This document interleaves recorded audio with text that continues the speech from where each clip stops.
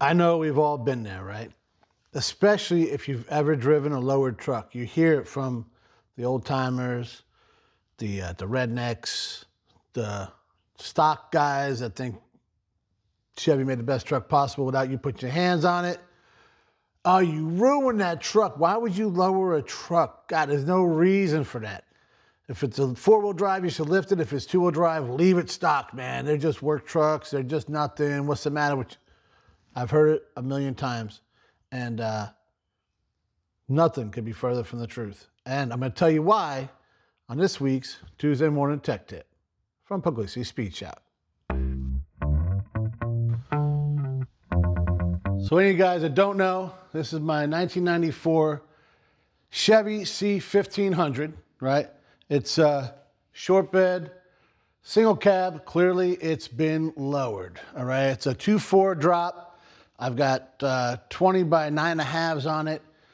That's what are the, I think they're like 255, 45 R20s. And when I was putting this in together, most people saw what I was going for, a sport truck slash shop truck slash daily driver. It's got the 4.3 in it, super reliable, good gas mileage. I mean, we're not breaking no sound barriers, nothing like that, but it does what I need it to do. And I wanted to do it with a little bit of class, right? And I think, I know what they say, right? Self-praise sucks. But I think I kind of nailed it, guys. But in doing this, I've heard, why would you lower this truck? It's a work truck. It's nothing. What are you doing? You know, it doesn't make any sense to anybody. Maybe now it makes a little bit more sense to the sport truck guys. You know, yeah, you could LS swap it or whatever. But don't be fooled, guys. Just because this thing looks like it can't do anything, it can't be your shop truck, work truck, whatever, looks can be deceiving. Now, the thing I hear the most, absolute most, as to why a lowered truck is a ruined truck is almost verbatim. Lowered trucks can't do no work. Okay, you're entitled to your opinion. But you know what they say, right? Opinions are a lot like booty holes. You could probably finish that up. And see this guy right here? Lowered truck, doing a little bit of work, bailing somebody out. We talked about this a couple weeks ago when this all went down. But I wanted to revisit it because I started thinking about how this one in particular does quite a bit of work. It's that's the most I've had in the bed of it, but I've hauled stuff around to the dump. I've picked up tools and parts and all this kind of stuff. And I'm not the only guy doing that. So where does this come from? I think it just comes from somebody or a group of people that might be collectively ignorant and don't like a lowered truck. And that's fine. That's absolutely fine, guys. Personally, me, you see my Tundra, it's lifted on 35s. This guy's lowered on 20s. I'm doing my 65. It's going to have a 3.5 drop on it. I got all the hardware sitting over there, all the suspension, everything, and it's going to be on 20s as well. The Suburban I was going to put lowered on 15s, different look, but why is there all this hate for a lowered truck? Is it just because somebody doesn't like that look? Because now I got it. If this thing was dragging the ground, not on bags, yeah, you really couldn't. I mean, you saw in the picture, it squatted it a little bit, not a ton. And that was a Harley. Now, granted, it was a Dyna. You know, it wasn't like I had my Road Glide in the back. But I don't think it would have made that much of a difference. I think it still would have done the job. So, and actually, one of the reasons I took this truck is because it's lowered. The Tundra was sitting up there, but it's on 35s, which means my angle of that ramp is going to be, I can do it like this or I can do it like this. Which one makes more sense, guys? Especially when you got a bike that's not running. And a couple guys, so we pushed it up pretty easy, and it came down with just two of us, and we're totally in control the whole time. I don't know that it would have been as controlled, especially coming down out of the Tundra. So in that scenario, which one is useless? I don't think either one is useless. I love both of them. So why is it people are so closed-minded to things? And so say this was just dumped on the ground on bags. Okay. And do the same thing. We got to be a little more open-minded, guys. We can't. This is why I got out of the muscle car thing altogether. I'm not a fan of the whole, my first car, 77 Trans Am. Now, it's not a fast muscle car. If you think it is, you might want to ride in something fast. But stock, there was not. 185 horsepower, choked down 229 rear end. Everything was just smog. But everybody thinks they're so badass. And it was a cool car. Now, my style has changed over the years. I don't think I would ever buy another one, even though I loved it then and I had great memories in it. But I've always been more of the oddball type. I don't like being like everybody else, which I get it. I have a lowered OBS single cab short bed. So does everybody else right now. Not really. I mean, yes and no. It's a sought after body style for sure. But you go to the car shows, right? And everybody's got a 57 Chevy, 69 Camaro, 65 Mustang, 69 Mustang, 70 Chevelle. These are all the ones everybody wants. And they're beautiful cars, guys. Don't get me wrong. It's not really my style. And there was times I absolutely loved all those cars. But I had an experience when I had my 64 GTO. I put in a car show. I got a trophy. It was pretty cool. I was that first and only one I've ever gotten. So I was like, hey, all right, man. We're doing things. This is all right. And then I started talking to people. And most of them trailered their stuff there. And they had the little crybaby thing above the, against their car. And the model of their car on the air cleaner. And all the stuff people do at car shows that I'm not really into. But they're enjoying the car. They're enjoying the hobby. They're putting on a little show. So I don't judge them. It's just not my thing. No big deal. Do I say they ruined the car? No. I may think they're wasting the car a little bit because they're not really enjoying it. I drove that GTO to the show. I drove it every day to work. And then, leading up to, I washed it and waxed it the night before, put it in the show, and then I drove it Monday to work. That was mentioned actually by the guy that was running the show, knew me.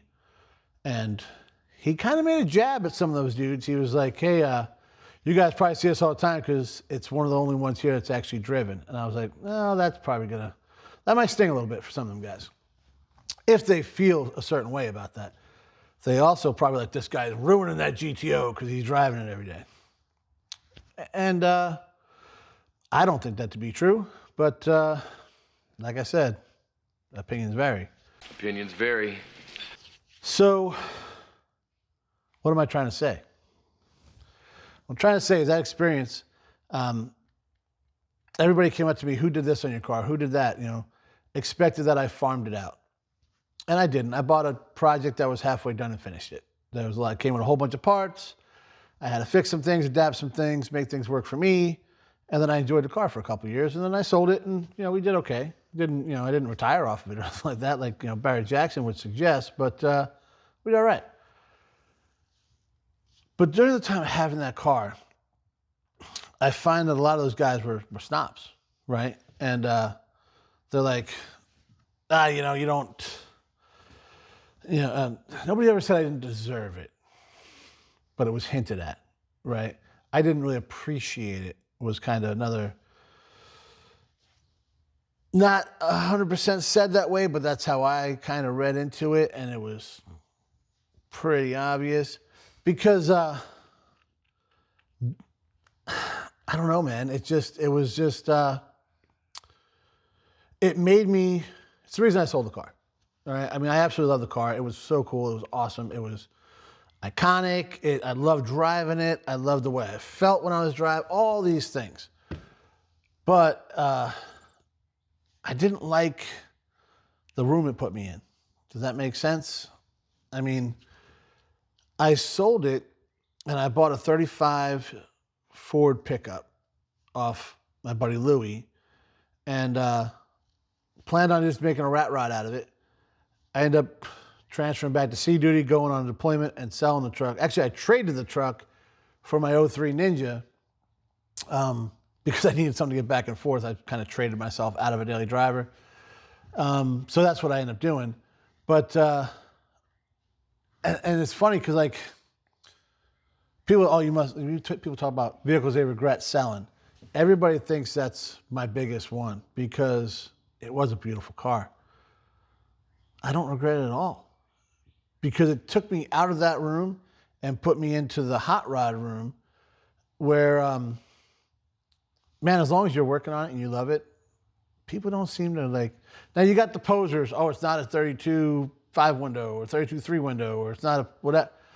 You know, like my Pontiac. I'm kind of, my plan with it is almost like a sled, right? A custom with a K, if you will. And you've seen it a million times in like the Gene Winfield type, and I love that look. Well, oh, you can't do that unless it's a 50 Mercury. You do have those guys, but not as many as you have in the muscle car world. And I kind of think the guys that say that, that's their mentality. Now, most of them, I don't think are driving muscle cars. I think most of them are driving lifted trucks or maybe a stock truck, and it just does everything they want them to do. And that's great, guys. I mean, for the most part, a stock truck is going to do the best work for you, right? Because, I mean, we had a couple issues with this one coming back where that tire hit and it gave a little cut on it. And I think we took care of it. Time will tell. My Tundra with the lift on and everything's done well, and it still tows, it still does everything I need to do, but backing up sometimes out of parking spots, it rubs inside. Is it doing any damage? No, I heat everything up, I moved everything out of the way, but it's making a little bit of a noise. I don't care. Didn't do that stock.